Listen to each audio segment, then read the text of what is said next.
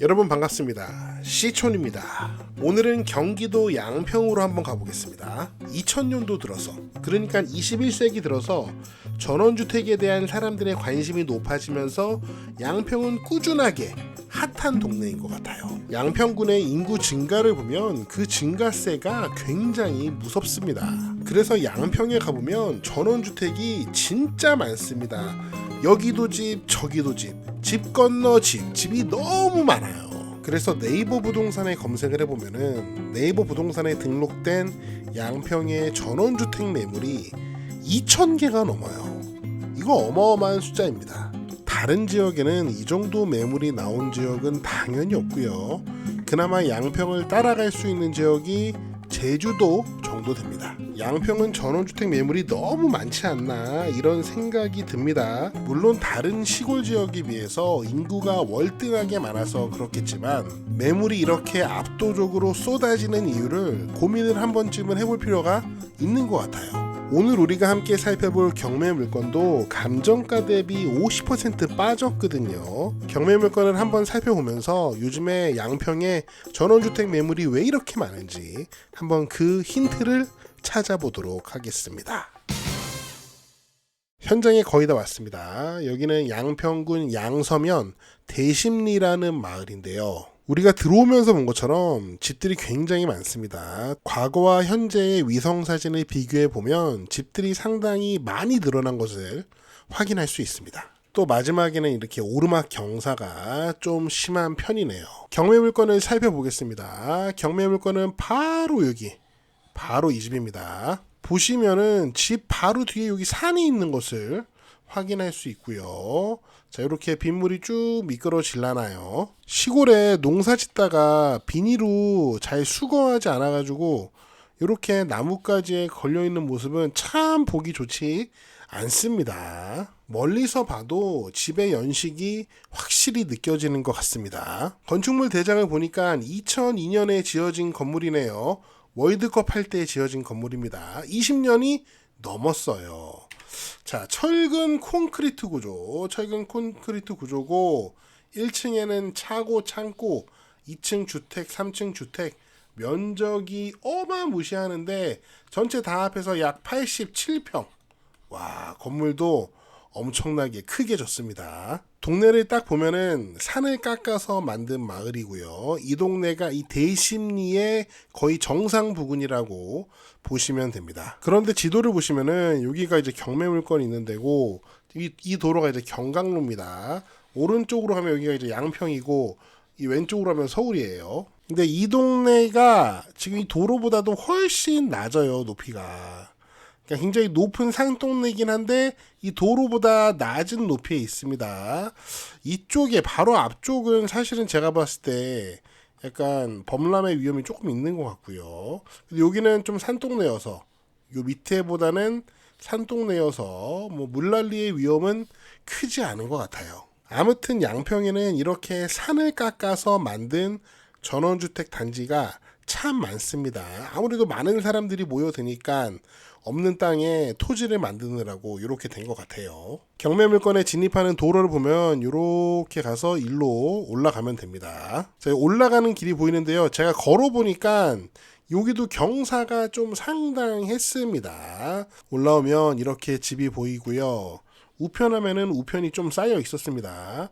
현재는 아무도 안 살고 계신 것 같아요. 자, 이렇게 생긴 집으로 여기가 이제 창고가 되겠죠. 창고층, 이쪽이 1층이 되겠습니다. 자, 이렇게 집이 생겼고요. 확실히 세월의 흔적이 느껴집니다. 여기에도 뭐 등기 왔다고 많이 붙여놨습니다. 안쪽으로 보시면은 잔디가 있고, 여기를 보시면 여기에는 대형 콘크리트 블록으로 옹벽을 쌓아놨습니다. 여기는 뭐 튼튼해 보여요, 이쪽은. 하지만 반대쪽을 보시면은 이쪽에는 뭐 아무것도 없습니다. 그냥 산비탈 범면이고요. 만약에 뭐 물이 내려온다, 흙이 내려온다 했을 때 전혀 아무 대응이 없는 쪽이라고 보실 수 있어요. 그리고 경사도 상당히 심하죠. 시골에 살면 이런 게 때때로 굉장히 신경이 많이 쓰입니다. 요즘에 이상기후가 심해서 여름에 비가 한 번 오면은 장난 아니게 오잖아요. 저도 그래서 여름에 비가 많이 오면은 스레빠 신고 우산 쓰고 밖에 나가서 그냥 동네를 한 바퀴 걸어봅니다. 혹시 어디가 물난리가 나는지 확인을 해요. 그냥 조마조마한 마음이 조금 들어요. 그런데 이 집은 산이 이렇게 바짝 붙어 있어가지고 좀 걱정이 더 되지 않을까 이런 생각이 드네요. 집은 대충 이런 모습이고요. 미쓰고 부동산에서 사진 몇 장 보겠습니다. 우선 여기가 이제 지하 주차장과 창고인데 여기 주차장 이쪽 벽면은 막았습니다. 현재 여기는 주차장으로 사용하고 있지 않은 것 같아요. 1층에 보시면은 방 2개 있고 화장실 2개, 주방 거실 있습니다. 2층 올라가면은 방 하나, 화장실 하나. 이쪽은 2층 거실인 것 같아요. 거실 위에 다락이 하나 있는 것 같습니다. 지하 창고에 이렇게 보일러실이 있는 것 같은데요.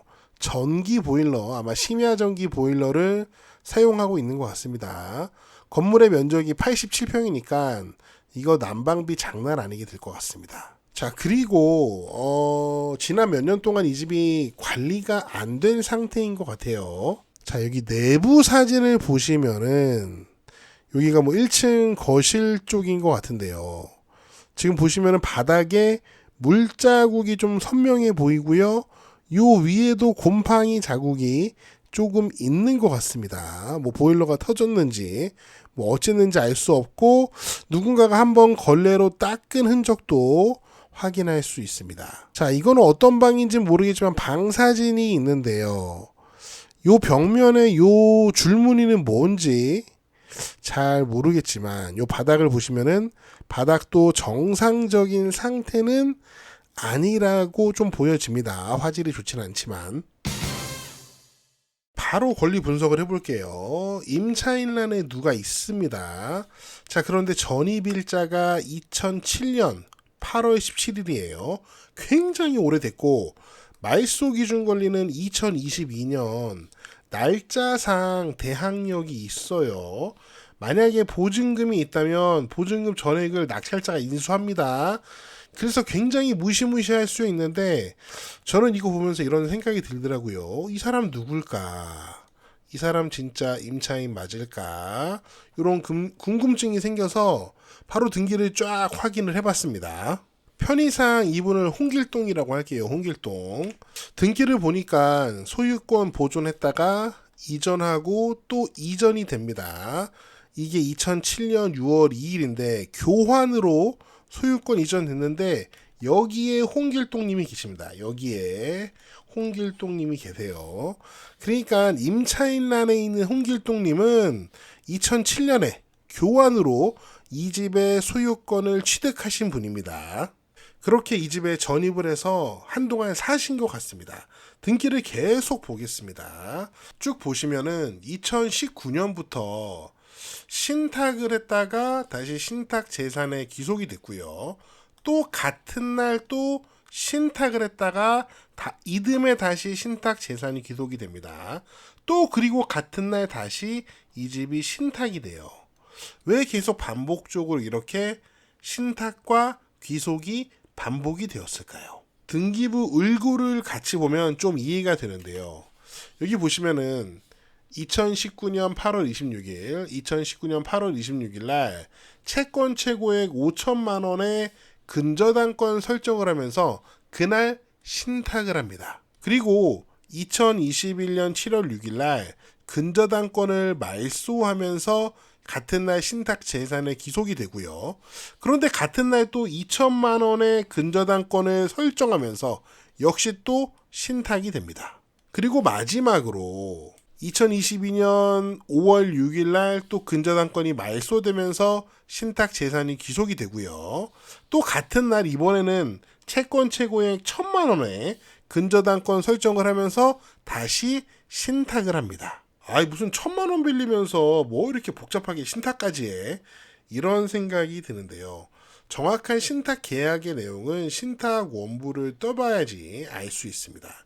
우리가 이제 이 등기 정보만 보고 생각했을 때 아마도 담보 신탁이 아닌가 하는 생각이 들어요. 을구에 있는 이 채무자를 보면은 홍길동 씨가 아니거든요.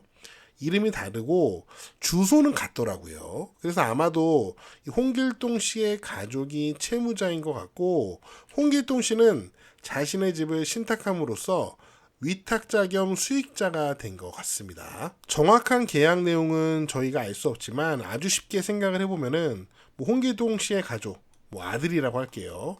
아들이 채무자가 됐고 홍길동 씨가 아빠예요. 아버지가 이 아들의 채무의 물상 보증인이 된 사례라고 볼 수 있을 것 같습니다. 현재 채권 최고의 요 1,000만 원짜리 근저당권자가 경매를 신청한 상황이거든요. 야, 무슨 1,000만 원으로 경매를 신청해, 이런 생각이 드는데, 이 경매 정보지를 보면은 채권 최고액은 1,000만 원이지만 이미 경매 청구 금액은 5억 원이 넘습니다. 우리가 알 수 없지만 신탁 어떤 계약에 있어서 상당한 채권이 있었던 것 같습니다. 그래서 제가 봤을 때 여기 임차인란에 있는 홍길동 씨는 현재 신탁에서 위탁자 겸 수익자이고 원래 이 집의 주인이었기 때문에 아마도 임차인일 가능성은 굉장히 낮은 것 같습니다.